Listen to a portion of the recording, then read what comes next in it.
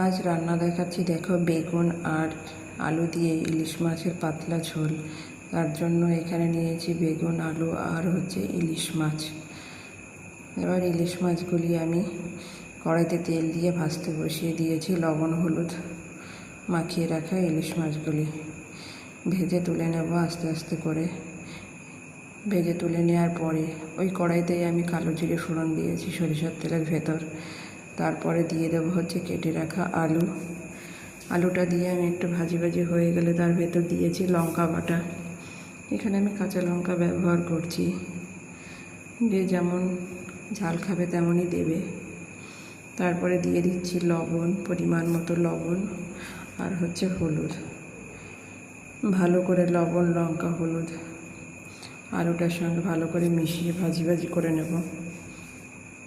আমার দেখো ভাজা ভাজা হয়ে গেছে। এবার দিয়ে দিচ্ছি কেটে রাখা বেগুনের সঙ্গেও সমস্ত জিনিস দিয়ে একটু ভালো করে ভাজি ভাজি করে নেব। দেখো ভাজি হয়ে গেছে। এবার দিয়ে দিচ্ছি পরিমাণ মতো জল। যেহেতু আলু বেগুনের পাতলা ঝোল, তাই এখানে আমি পরিমাণ মতো জল দিয়ে দিলাম। এবার ভেজে রাখা মাছগুলিও দিয়ে দিচ্ছি তরকারিতে।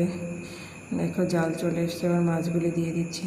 আমার চ্যানেলটা যদি কারোর ভালো লেগে থাকে তাহলে সাবস্ক্রাইব করে পাশে থাকতে পারেন নতুন নতুন রেসিপি দেখানোর জন্য। দেখো আমার তরকারিটা হয়ে গেছে, খুবই সুন্দর হয়েছে, খেতেও খুবই সুন্দর হয়। অল্প পরিমাণ সামগ্রী দিয়ে আলু বেগুনের পাতলা ঝোল, কালো জিরে ফোড়ন দিয়ে, সবাই জানে সাধারণত রান্নাটা খুবই সুন্দর লাগে খেতে।